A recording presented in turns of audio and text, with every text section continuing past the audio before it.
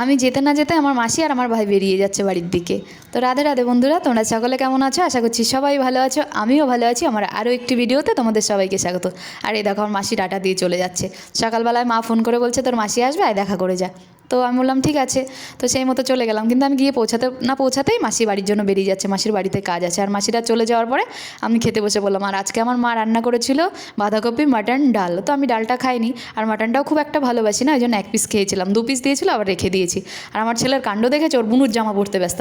আর আমার সোনামাটা যখনই আমাকে দেখে ও ঘুমিয়ে পড়ে। ও দেখো কোলে শুয়ে শুয়েও ঘুমাচ্ছে। আর এই যে আমরা বেরিয়ে পড়লাম, আমি, কাকিমা আর আমার মা। আর এই যে আমার ঘোড়া, চললাম কোথায় জানো? শ্রীকৃষ্ণনগরে ক্রিকেট খেলা দেখতে। আর এই দেখো, এটা হচ্ছে আমার বাবুর সাউন্ড। ওখানে আমার বাবুর মাইক ছিল, আর আমার বাবুর মাইকের ব্যবসা, ওই জন্য। আর আগেই আমার বাবু আমার ছেলেকে আর আমার দাদার ছেলেকে নিয়ে এসেছিলো। আর এই যে ক্রিকেট খেলাটা, এটা আমাদের শ্রীকৃষ্ণনগরে ছোট্ট থেকে বড়, মানে কচি থেকে বুড়ো সবাই ভীষণ আনন্দ করে, ভীষণ মজা করে খেলা দেখে। আর 3 দিন এই খেলাটা চলে। তো আগে 2 দিন না যেতে পারলেও চেষ্টা করি ফাইনালের দিন যাবার, কারণ বাপের বাড়ির এলাকা বলে কথা। আর এখানকার মূল আকর্ষণ কি জানো? চিয়ার লিডারদের নাচ। আর প্রচুর প্রচুর ভিড় হয়, অনেক জায়গার থেকে অনেক মানুষ আসে। তো বেশিরভাগ মানুষের খেলার থেকে বেশি নজর থাকে না চিয়ার লিডারদের দিকে।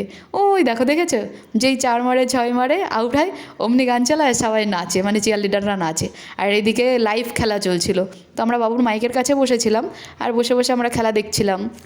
আরও বেশি ভালো লাগছিল, আমার দাদা না কোনো বছর ফাইনালের দিন থাকতে পারে না, এই বছর ছিল। আর এই যে আমরা ঘটি গরম নিয়ে নিয়েছি, ঘটি গরম খেয়ে খেলা টেলা দেখে সোজা বাড়ি চলে আসবার। ভিডিওটা এই পর্যন্তই।